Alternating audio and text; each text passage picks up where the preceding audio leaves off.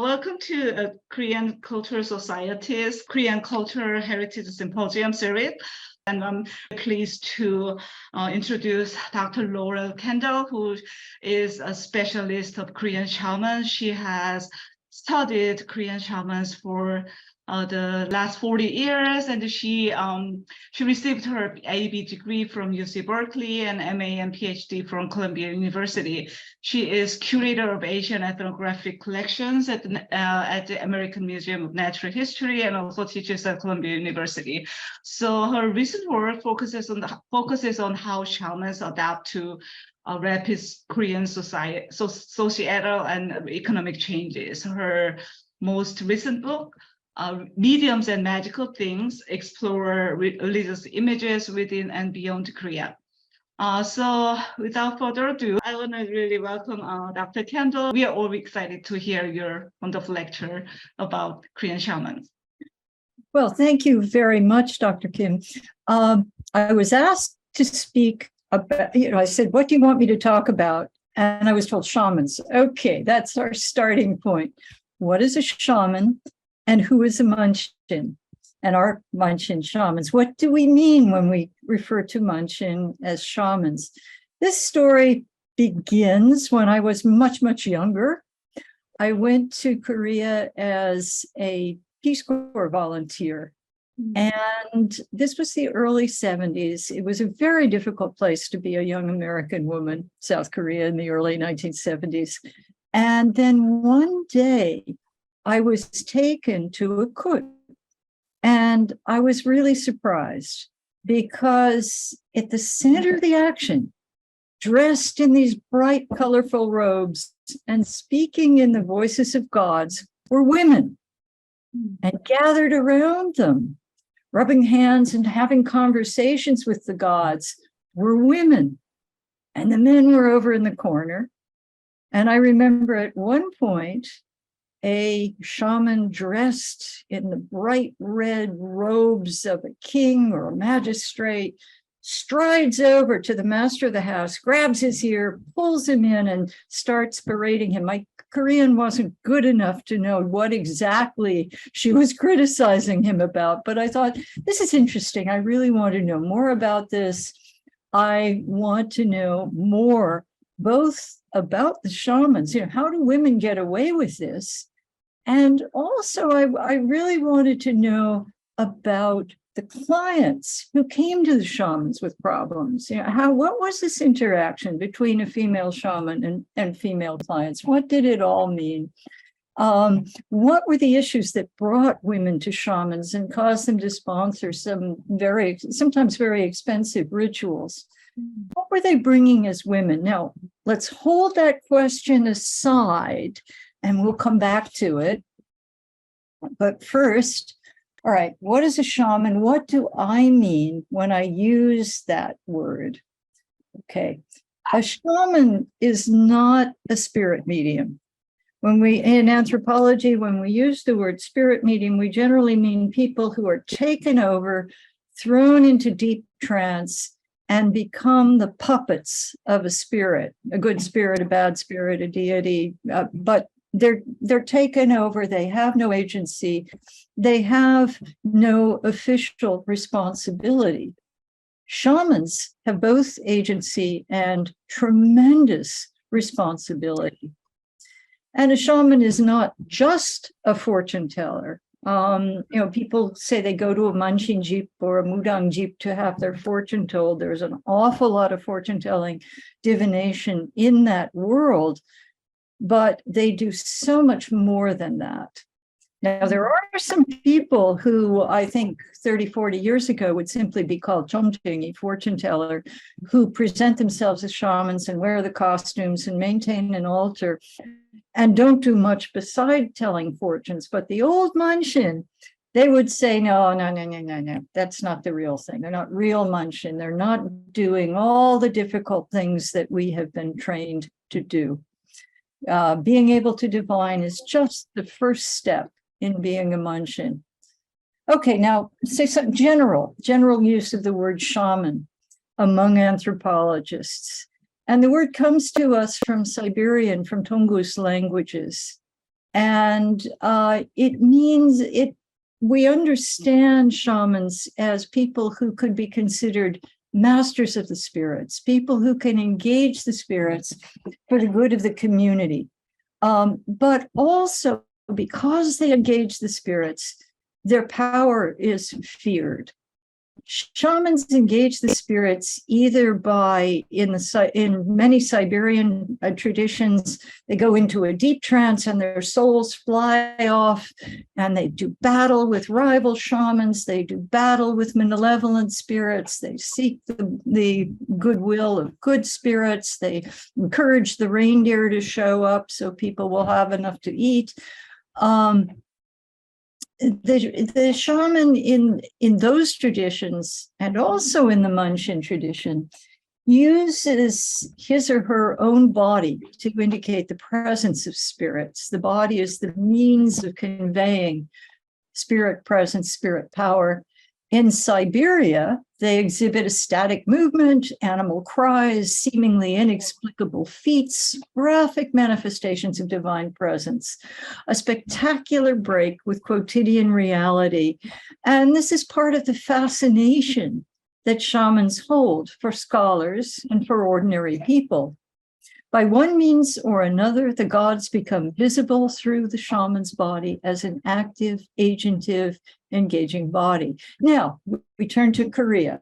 Shamans who are called Mudang very broadly, and in the Seoul area and in the north, they are politely addressed as Munshin, 10,000 gods.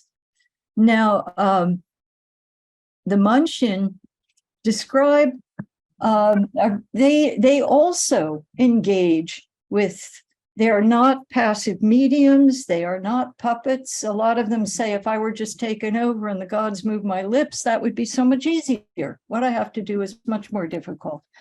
They don't experience soul flight. Oh, I'm sorry, I haven't been telling you to advance the slides. Okay. All right, let's go forward one slide.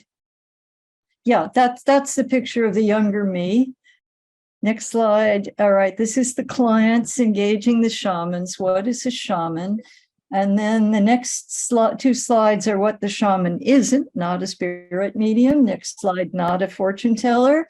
Next slide, classic picture of a Siberian shaman from the archives of the American Museum of Natural History, and a tradition that has some similarities to what we'll see in Korea and some differences. And then the next slide, a Munshin who does not experience the soul flight of the Siberian shaman. They are people who sense and receive inspiration and then have to enact it. Sometimes they feel compulsions on their body, like intense hunger, intense appetite. Sometimes they hear what the gods want them to hear. Sometimes they just intuit. Sometimes it's hyper nunchi, but they have to get it right. They absolutely have to do and say what the gods want them to do and say, or the ritual they're performing isn't going to work out, and things will go badly for the client, and things will go badly for the shaman herself. She'll be punished if she doesn't get it right. It's not just play acting. It's not just a Munshin saying what she thinks the client wants to hear. There is pressure on her to do it correctly, properly. Okay, so how does one become a Munshin? Now, this is in common with shamans throughout Eurasia in that they are chosen, they're grabbed by the gods, they have mysterious illnesses, they have very weird and vivid dreams, they experience all kinds of misfortune all through their life.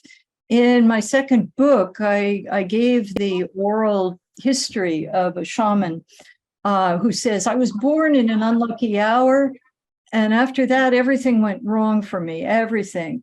And she resisted. She didn't want to take this on. Her family considered it shameful. And then finally, she just got to the point where this was the only thing she could do for herself and her family. And she agreed. And that was just the beginning. That was where, you're inspired, you're a young shaman, you can see and give divinations, and clients will come to you and have their fortune told, but you can't do kut. You can't yet manifest the gods. You have to hang out, you have to learn, and you have to pray. You have to go pray on mountains so you have the inspiration to really know what's happening when you're in the costume in front of the client doing kut. And the old shamans have to tell you how to perform the ritual and how to sing the proper songs and how to set up the offerings. And it's a very arduous apprenticeship. And many shamans will say, when I was young, it was just too brutal. I couldn't take it. I gave up, and then things went bad for me and I had to do it. So I went back and tried again. This is not something a person seeks voluntarily. I also thought that the telling of the story, the how I became a shaman story, is also a kind of certification. I just didn't do this casually because I want to take your money and prance around and tell you things. I did this because I was chosen. I really didn't want to. I really, really, really resisted. And the how I became a shaman story is a story of resistance. It's a story that legitimizes the shaman's claim to being chosen by the spirits. All right, now, when the shaman is really empowered and really trained, then she can perform kut. And the costumes, the offering food, the props, the percussive music redefine time and space. They create a sort of otherworldly, out of time, out of space environment. Boldly colorful things, piles of offering food, theatrical weaponry, and especially the succession of blue, red, yellow, white, green costumes, the cosmic colors that the shaman wears, combined with other sensory stimuli, the percussive music, the incense, the cups of wine, to enable the presence of a god speaking and moving in the body of a normal woman. And there's the sense of the uncanny is sometimes conveyed through feats, things that no ordinary person, man or woman, would be empowered to do.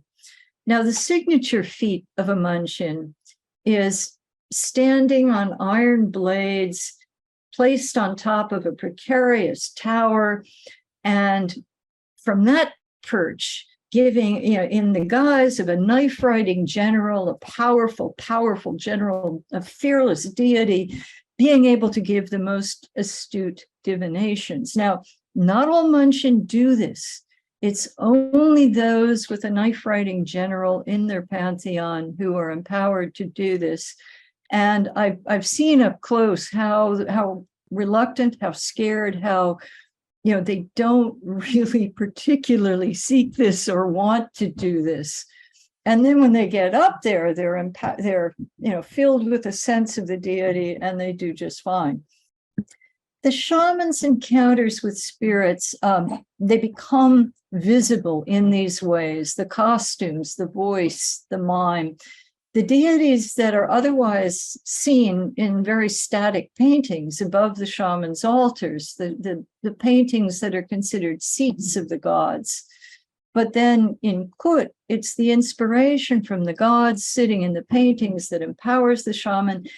And the ritual itself is a ritual of very close engagement, something that, if your experience of shaman rituals is cultural heritage performances, and the shamans are performing up on a stage, you sense the power of the music, you sense the power of the voice, you sometimes sense humor and pathos.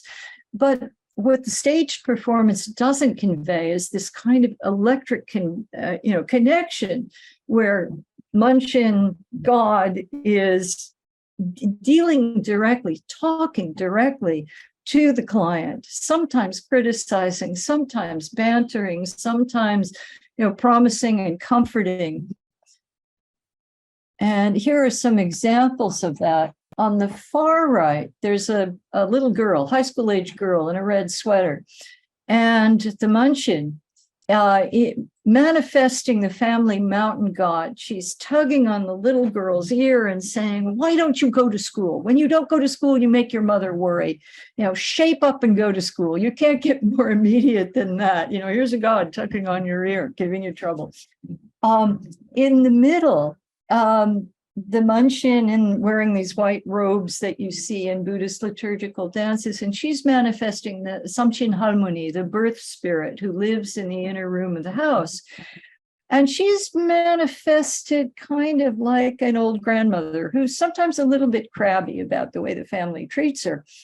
And in this picture, she's having a confab with the actual family grandmother. It's the birth spirit grandmother and the family grandmother getting together and talking.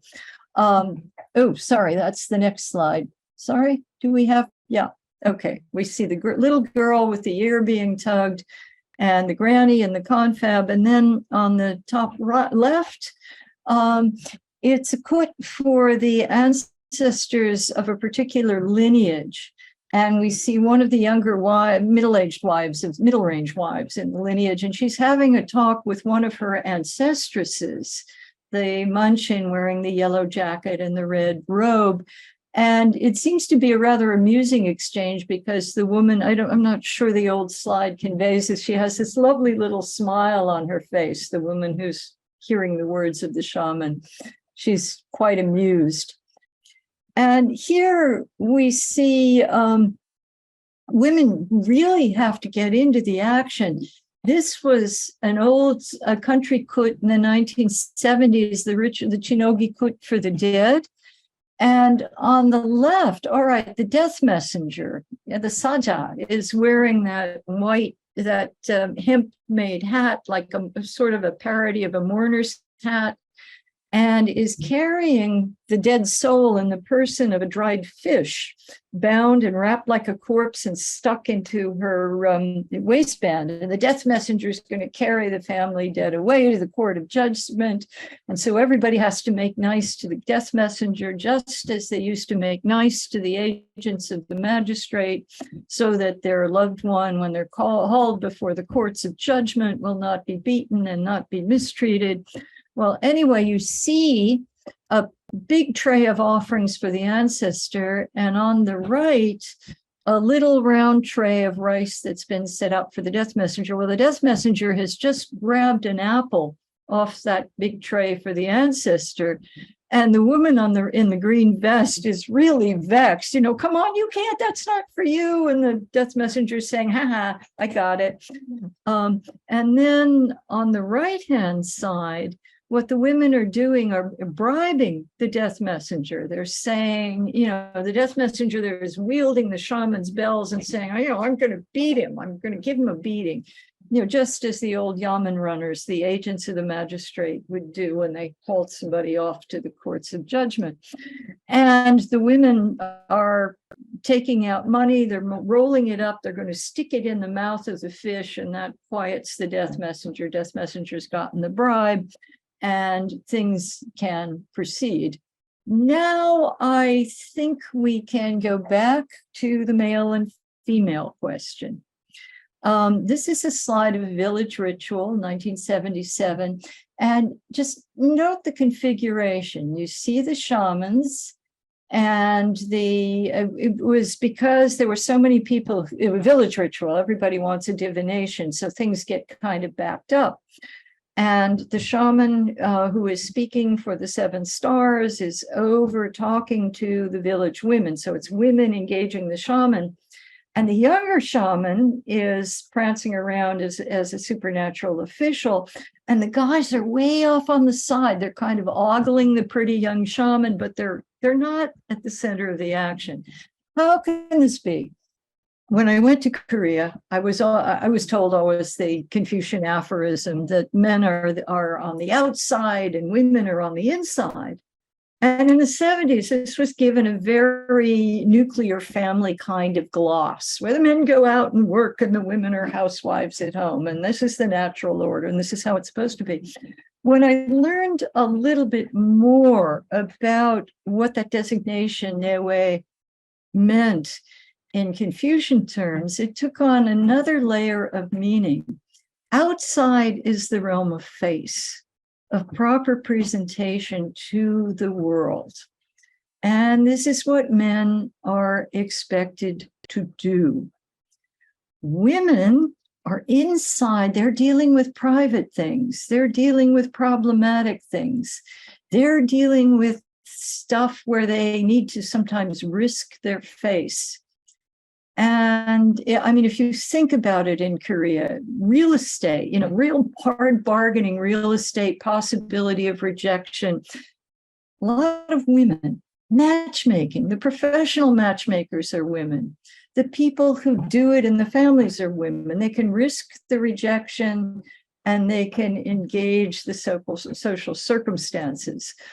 And women are involved in getting things right, cleaning things. A woman can risk going to a shaman and saying, oh, I think my husband's fooling around, or, oh, my son has racked up this huge, huge debt on his credit card, or, golly, the family business, we've got debts outstanding and we're really in trouble. Women can take that on and talk about it among themselves, because it's still in this more protected realm. Or who takes care of things? In common with East Asian popular religion more generally, the gods who are petitioned by Korean shamans are local rather than transcendent. They're more like Catholic saints in that there are a lot of them and they have special tasks and they're nearby and one can appeal to them with intimate, familial or communal afflictions. They're different from a Christian God who encourages us to bear our misfortunes as part of a grand plan and is one single ultimate authority. These are gods or spirits, whatever you wish to call them, who are amenable to relationships with human beings. Indeed, they expect it. Everything one does with gods in shaman ritual, in popular religion, is done in terms of a relationship. It might be a relationship with a powerful person whom you have to flatter and entertain. It might be a relationship with a flighty person, a young woman kind of spirit who can cause chaos. It might be with children who can cause mischief, but they're easily satisfied. You give them candy and so on. You let them play a little bit. So these are relationships that are cultivated, that are maintained as a way of averting affliction and acquiring blessing. The common reason to hold the kut is that the gods are feeling neglected. They're ready to be feasted. They're ready to be given a chance to play, to dance, to listen to music. By honoring prior promises and obligations, devotees also avert the anger, the retribution of the gods who withdraw their protection and bad things can happen. Domestic illness, domestic problems, business setbacks, trouble with the authorities, these and other difficulties, usually a bundle of difficulties, might be what propels a woman to go and seek out a shaman. And, this can be a whole range of things, from, the child to the daughter who's run away, to the decrees of the IMF, which are messing with the family business, which I heard a lot about in the late 1990s. So the gods in the shaman's shrine are her own pantheon. These are the gods that were spotted, that were identified when she was initiated as a shaman, and they enabled her to take care of her clients. The gods who appear in Kut are a blending of the shaman's gods and the gods of the client household. And they work together in a kind of ambiguous way. A relationship with a deity is necessarily unequal. I mean, you're not going to bother if they're not more powerful than you are. The devotee seeks beneficent deployment of the God's power, and as in relationships with influential human beings, curries favor, offers tribute. Now, some of you may be familiar with something called core shamanism as practiced in California, neo-shamanism. Shamanism is a popular practice among late 20th century or early 21st century Americans, where people seek a shamanic identity and they go to workshops and they are told to find an animal helper. And this is because this is what Siberian shamans do. This is, the engagement with wild nature is something South American shamans do. This is absolutely antithetical to Korean shaman practice. If you live in the forest, if you live on the tundra, nature is very powerful, and that's the power you engage. Korea of late traditional times was where this tradition originated, was a very different kind of place. It was a place of tax-paying farmers who experienced power in the form of officials and in the knowledge of a court, of a king, distant to peasants, but immediate to the palace women who, throughout the Joseon period, called forbidden shamans to the palace to perform rituals. A place that, again, continues to be a place of hierarchical authority. And add to that, the Confucian saturation of Korean tradition. This is a humanist tradition where the idea of taking an animal form is something repulsive. If somebody starts to act like a tiger or a fox, they need to be exorcised. These aren't gods who help you out. These are invasive, disgusting beings who have no place in human society and need to be sent away. So the gods then appear as kings, as queens, as warriors, as court ladies, not imagined as creatures of the wild, but with a state-like authority. The iconography represented in the paintings, mirrored in the costume shaman, is familiar to many of you, I think, from costumed historical dramas involving kings and high officials. It was familiar to people who might never have seen a magistrate in the past, but they might have heard stories, tales, mask dance dramas where the idea of power and authority was made real.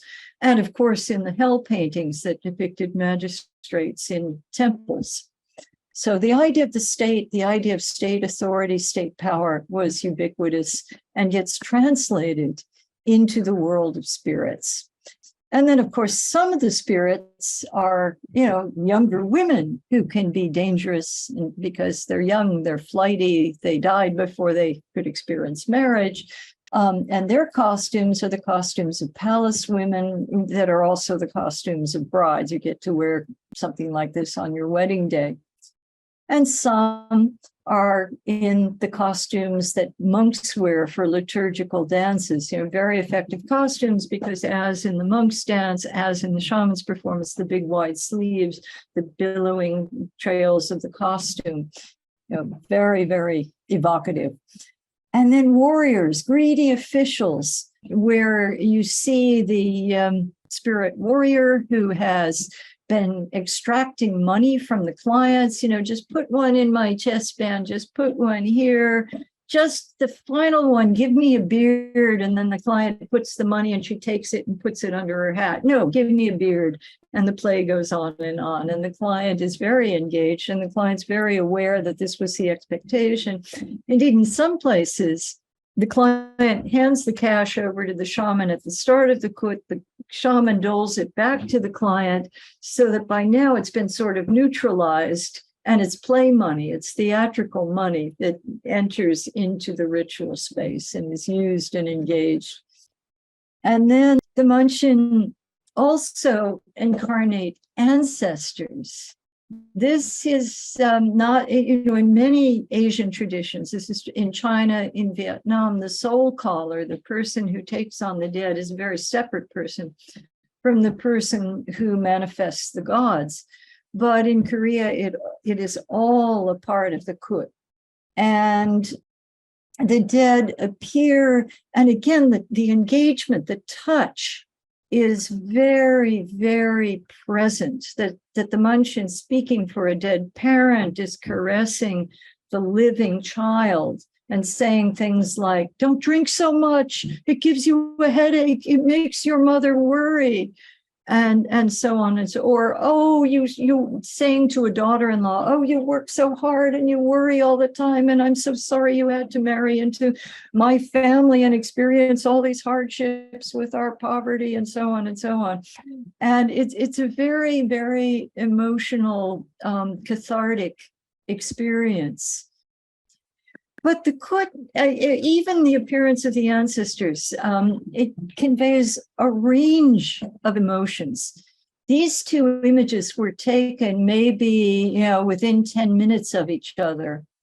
On the left, the client is meeting her dead brother, and she loved her brother, and they're sharing tears. They're, it's a moment of mourning together. On the right, she's encountering her dead sister-in-law, who is a very mischievous entity. She's a flighty, fluttery, unmarried ghost of an unmarried woman. And she talks about all the trouble she wants to cause because she really needs her makeup and she needs her powder, and they better treat her right.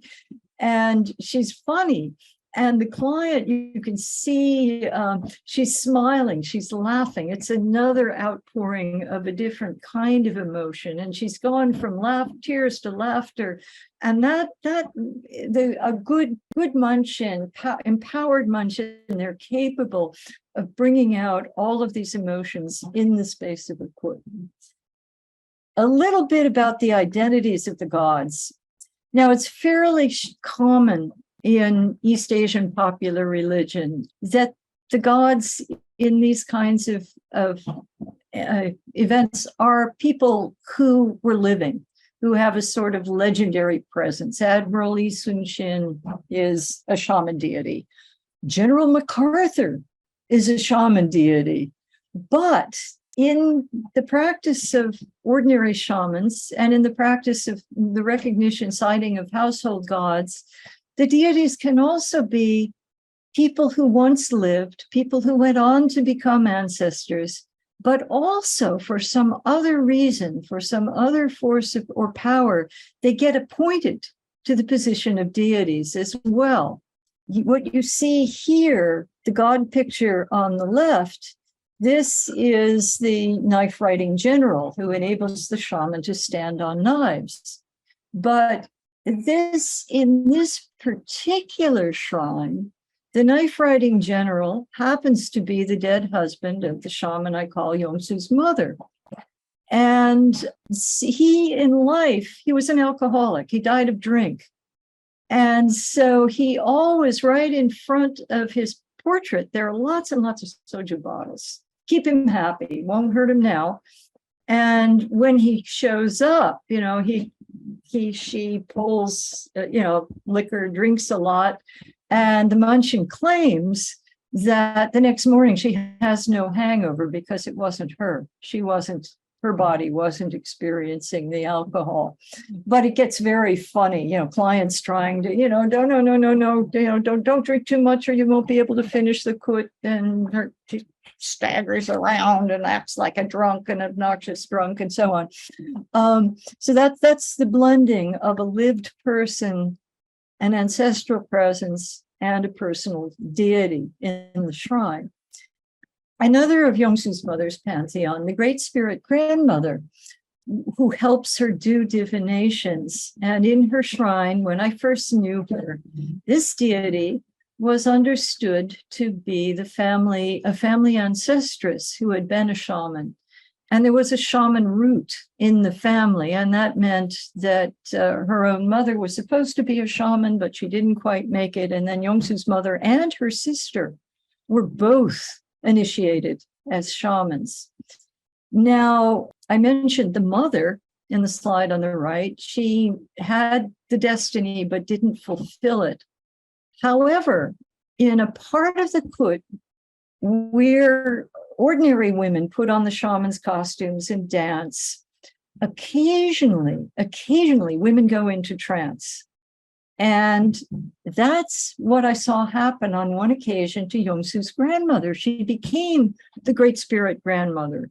She was speaking for the Great Spirit grandmother. She was saying, the family was thinking of moving to Seoul, and she didn't want to leave her native village. And the Great Spirit grandmother didn't want to leave her native village. And she was saying, the weather is so nice here, the countryside's so beautiful. I don't want to go. Okay.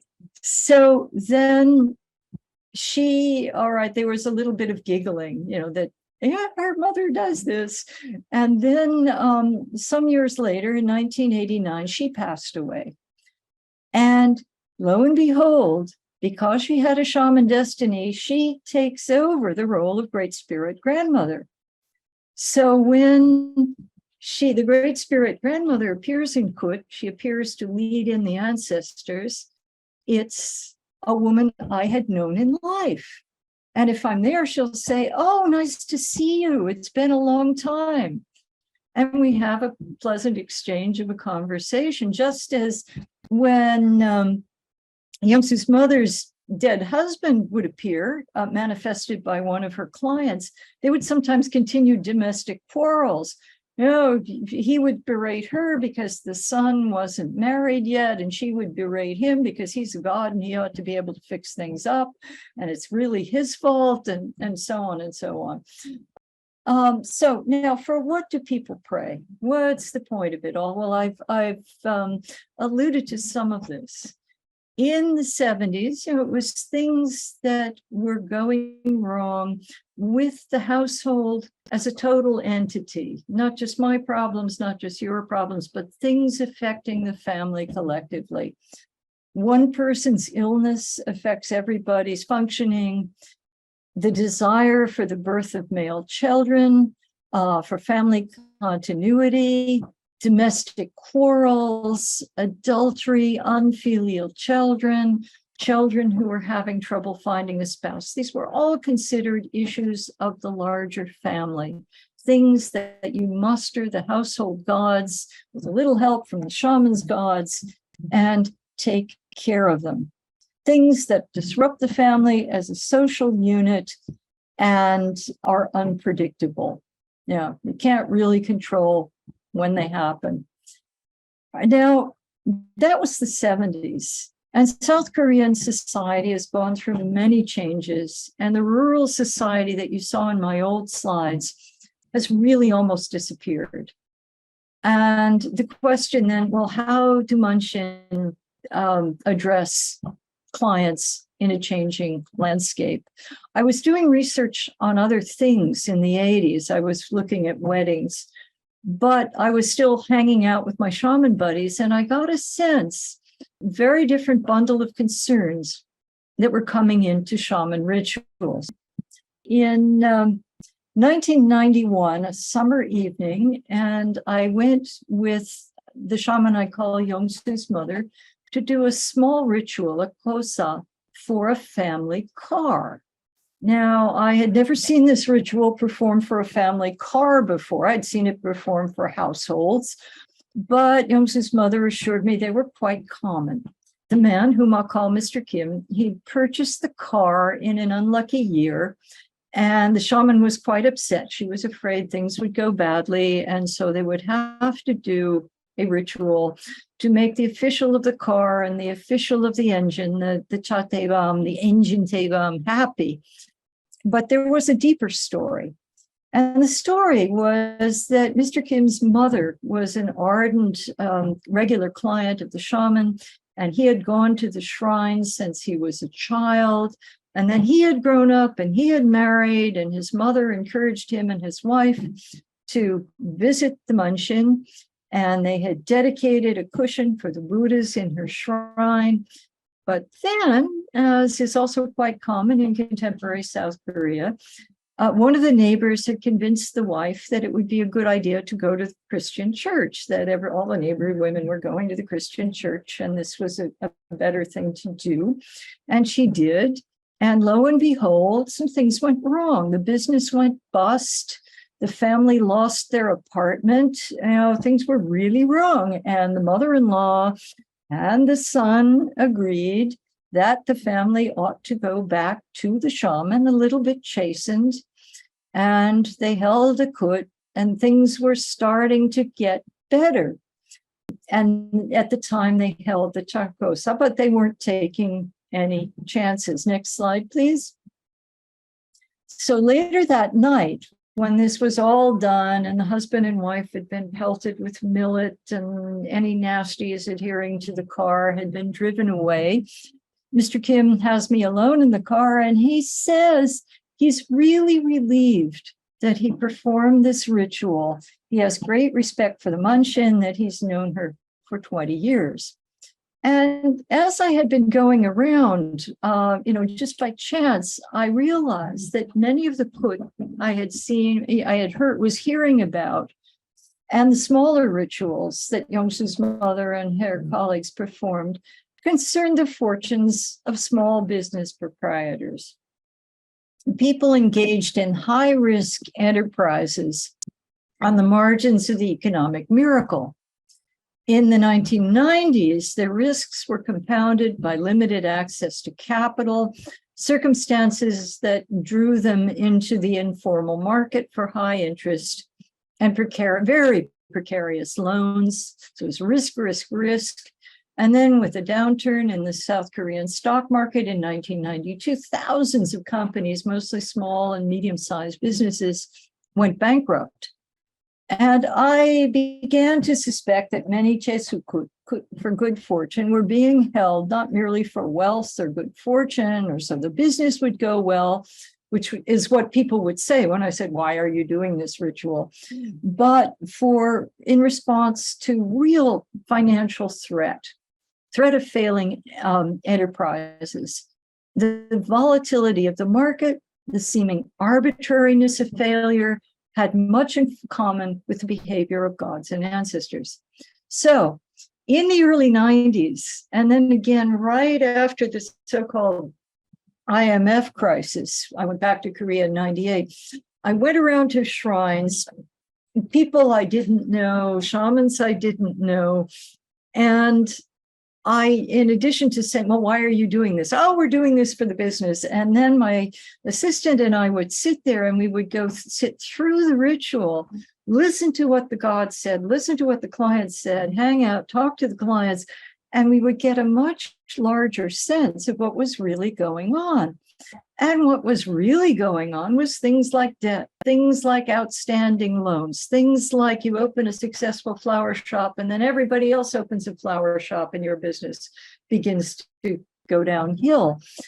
And it seemed as though the gods and ancestors were very much addressing these business anxieties. And then after the IMF crisis, I saw something I'd never seen before. I saw people in white collar positions, people who worked for larger companies who were very scared about their jobs. Their jobs had seemed very stable, and I was not surprised that I didn't see them in my first sample. But when the whole economy was so precarious that things could go wrong, you could lose your job, you're waiting for the shoe to fall. Then there was this broader spreading of kut for a sort of a new universe of clients. And adaptability that is of what shamans say, what shamans do, adaptability to change, to the circumstances, to the anxieties, to the needs, because these are not liturgical rituals. There are certain chants that shamans have to memorize and master. There is certain business that shamans have to memorize and master. But what they say to the client has to be a convincing recounting of the client's own circumstance, a convincing portrayal of the client's own dead, something that really touches a sense of this is me, that's being addressed in the here and now. To do this, the shamans rely on what they call myungi, sort of bright energy. their inspiration. And that is what comes to them through the gods enshrined in their shrines, seated in the paintings. And it's a relationship that can vary. The gods get angry and they don't give the shaman as much help. The gods feel neglected. The gods get really annoyed with the shaman and they might leave altogether. And the shrine is just dead silent. And the shaman can try faking it, but she probably won't be able to fake it for very long. And her colleagues will certainly catch on that there's nothing coming from the paintings in her shrine. To keep the relationship alive, to keep it active, there are daily devotions that the shaman does every morning in the shrine. She sort of recharges her batteries, recharges her deity presence by going to a high sacred mountain, a Myeongsan, where there's a gathering of spirit forces. And, they say, I go to recharge my batteries. It's a very operable metaphor for them. They bathe clean, they get up early in the morning. You're not supposed to say hello or goodbye to anybody as you go to the mountain and as you come back from the mountain, because that will break the connection with all this power that you brought and you bring into your shrine, and you bow, and the paintings are again revivified, so they will work with you and help you and give you inspiration. So I want to end this presentation with an expression of gratitude to those who allowed me to travel inside this world, both shamans and clients who shared experiences with me, to the shamans who prayed on my behalf, with some acknowledgement to their gods, the grandmothers and grandfathers, whom the Manjin say have helped me through my life. Thank you. So I understand we have time for questions. Thank you so much, Dr. Kendall, for this very enlightening talk. And it is really fascinating. Very vivid. First-hand experience of Korean shaman, and it's placed in not only in 70s, but they have this special place in contemporary time. And it's really, really fascinating talk. And I want to open the conversation right to the floor or the screen. So do you have any questions for Dr. Kendall or comments? Yeah. I have a question. So what the shaman is trying to do is bring the shaman's god and sort of collaborate with the god of the house. Yeah. When it will be something like, say, Chosangori, the segment for the 7 stars. Mm-hmm. And these are deities who protect the children of the family, and they have some association with fertility, both of the womb and of the grain. And they're honored on the Changnok Day. They're honored on top of the ongi pots that hold all the family's condiments and stuff. So they'll say, all right, the shaman has her chilson that she enables her. And then in the family, it might be in the family that there was a grandma who was remembered as being really rigorous, going out dressed in white and offering water and rubbing her hands and praying vigorously, so that after death, her identity is sort of absorbed into the identity of that family's 7 stars. And there are some things that are said and some things that are acknowledged. Yes, the 7 stars is very, very powerful in that family, because this grandmother was so rigorous in honoring the 7 stars, and now she is the 7 stars. Or again, the drunken husband who becomes the deity of the shaman's drums. Yeah. Uh-huh. And if the shaman takes up for example, dead person's past, can we call that a split personality? A split personality? No, if the shaman were really in trance, we could say it's trance, and trance speak And that's, Right. I wouldn't go so far as a DSM-3 split personality diagnosis. It's just something that happens. But no, the shaman is not, the words are trance people, they say things and they say they have absolutely no control of what spills out of them. The shaman is and is not making the God present. The God is somewhere, or the ancestor is somewhere near her. And if they were, for example, if they're a hungry ghost, she'll feel hunger. If they're a greedy God, they look at the offering table, and the offerings, although they're piled high, she won't see them that way. She'll see them as tiny, and she'll express that rage. But most of it, she has got to put words to it. She has got to be the one who says it. Some years ago, Diana Lee and I, Korean-American filmmaker, and we filmed an initiation. And the shamans thought the initiate was really stupid because she expected, they said, you think the gods are going to move your tongue for you? You're the one who has to say it. You have to act like a god to be empowered to act like a god. And then you get into it and you sort of know what to do. And it takes you over and enables you the way a musician gets into the zone or an actor gets into the zone. But they have to get it right or the deity will punish them. And the idea then is that, the more devout you are, the more hard you work. If your gods are powerful, if they favor you, then they make it relatively easy for you. They give you a good flow of inspiration. If they're weak deities in the first instance, and you are not a devout, powerful, blessed person, then you may be destined to be a shaman, but what you do is unsatisfactory. Okay, thank you. So I have a question in the chat window. This is a question from Shihan Choi, a student of comparative literature at UMass Amherst.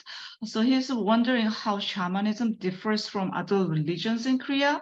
And he's also wondering if there is any organization for shaman. Okay, that's a very interesting question. And I talk a little bit about it in Shaman's Nostalgias and the IMF. I mean, of course, the idea of organized religion is a very, very Western idea that modern nation states take on board as a category that the state recognizes in some way. And religions, as in the Christian sense of a church, are recognized bodies that get acknowledged by the state. And that gives them certain legitimacy and certain protections. But if you look at traditional Korean society, there are practices of the state that we call Confucian. There are rites that come out of ritual manuals that we call Confucian, how you deal with the ancestors, how you deal with funerals. There is an organized Buddhist ecclesia and a hierarchy. We could call that a religion in the modern sense. But it was not the kind of thing where, I'm a Presbyterian, I'm a Methodist. It's, grandma goes to the shaman because there's a problem.